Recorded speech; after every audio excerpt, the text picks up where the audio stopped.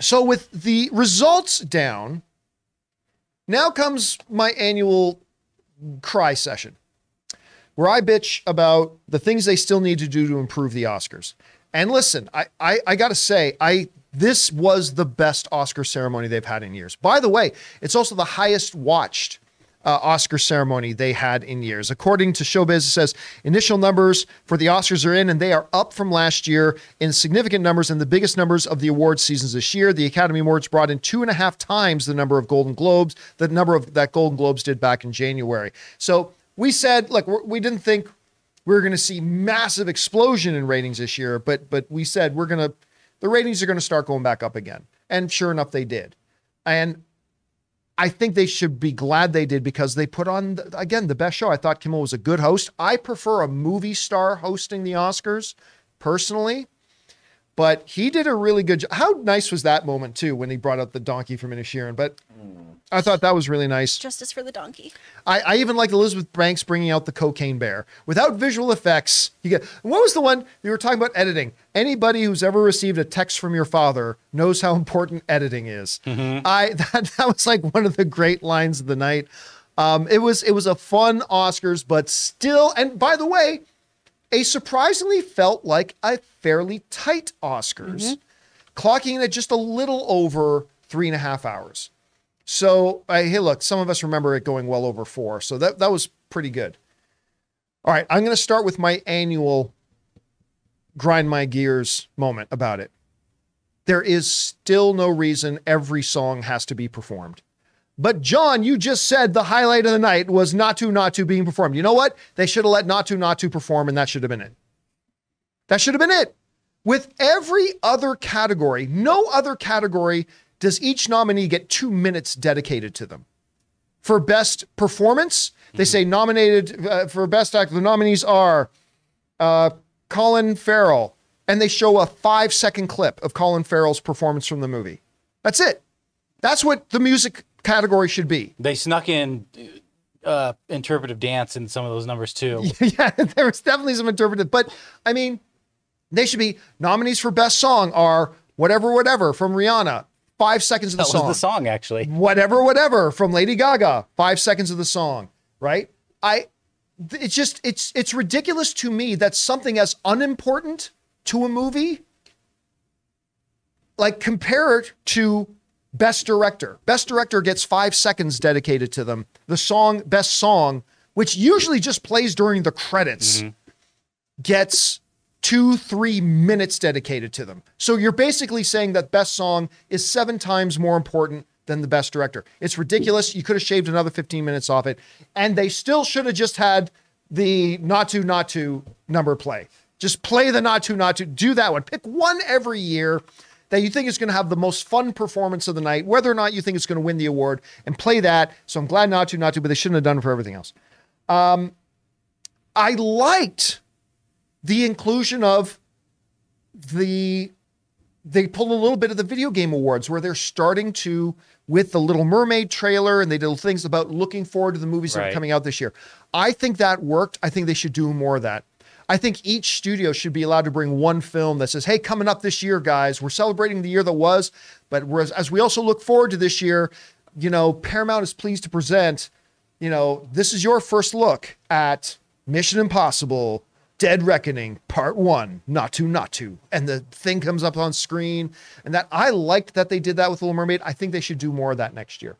And take out the songs, replace it with actual looks at movies that are coming out. Another thing I really liked, bringing out 2 hosts or 2 presenters and just banging 2 categories out really quick. They each felt like they were given a good amount of time, yet I felt like they moved along quickly.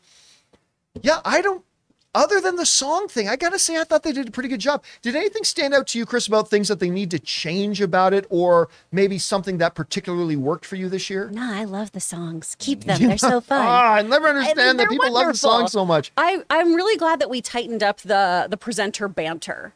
Because usually that, honestly, it's a lot of bits that just don't work out. And we did have some really, really great comedic bits with the bear and other things like that. But I'm glad that it was pretty much, let's just get to this category, as opposed to doing some little like quirky skit before you start your... The Rock and Emily Blunt did a play on that. Yeah. When he kept talking to him, it was like, oh God. Yeah, That I'm was good. so happy that they opened with that energy, Yeah. and I feel like that set the tone for the rest of it. I really liked it. I thought they did a great job this year. I really enjoyed it. Ray and I were talking before the show, like the commercials and everything during this Oscars.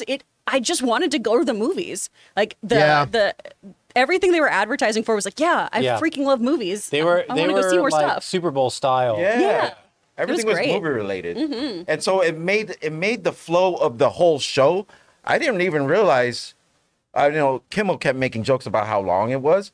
It didn't even feel that way compared to other Oscars, and I couldn't point my finger on it. But I will say, even during the commercials, I was paying attention still because it was all most of it was movie related. Yeah, I was. mean, even the watch stuff, even the car stuff. Right. There was like a movie theme to it. I thought it brought just like a better package to the whole show. Because some of the slowdown is the commercials. There was one commercial. It was the 100 years of Warner Brothers.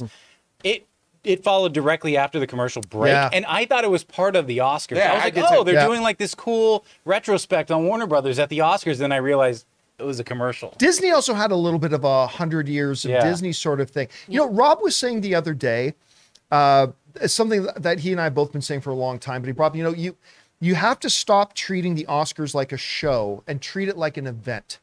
And I'll say a lot of those things, the improvements they made with the presentation, as well as the really well-fitted commercials and everything, it felt like an event. Like Ray, like you were saying, the fact that they made even the commercials movie themed. The night felt like a celebration of the movies. That's what it felt like. Yeah. That's what it should feel like. That and Kimmel went pretty hard on the Will Smith situation last year, which I thought all of it worked. I thought all of it worked really, really well. Anyway, guys, question is for you. What did you think about the Oscars this year? I thought it was there's room for improvement, but I thought it was the best Oscars they've done in a while. It felt tight. It felt run. I have no complaints about any of the winners, even though they're not all the winners that I picked. But overall, I thought they did a pretty good job. What do you think about the show this year? What things do you think they need to do to improve the presentation moving forward? Whatever you guys think, jump down into the comment section below and let us know your thoughts. Guys, we want to take a second and thank the sponsor of this video, Helix Sleep. Guys, let me tell you, just a couple of days ago, Ann and I received our Helix mattress, and it is the best mattress we have ever slept on in our entire lives. We had like this $3,000 specialized mattress that we got like 5-6 years ago, and we liked it very much, but this one completely outdoes it. It's night and day. And you can get matched with your perfect mattress too. See, Helix Sleep has a quiz that takes just like a minute to complete, and it matches your body type and sleep preferences to the perfect mattress for you. Why would you buy a mattress made for somebody else? With Helix, you're getting a mattress that you know will be perfect for the way that you sleep. I hopped online, took the Helix quiz, and Anna and I were matched with the perfect mattress for us. And it is so easy to set up. Simply take it out of the box, get it positioned on your mattress, take off the plastic, and then give it an hour or two to breathe to reach its full size, and you will not believe how comfortable this thing is. All you got to do is go to helixsleep.com/Campea. Take their 60-second sleep quiz, and they'll match you to a customized mattress that will give you the best sleep of your life. And it's risk-free. They have a 10-year warranty, and you get to try it out for 100 nights. They'll even pick it up for you if you don't love it, but you will. Helix even has financing options and flexible payment plans, so a great night's sleep is never far away. And here's the best part. Helix is offering up to $200 off of all mattress orders and 2 free pillows for our listeners at helixsleep.com/Campea.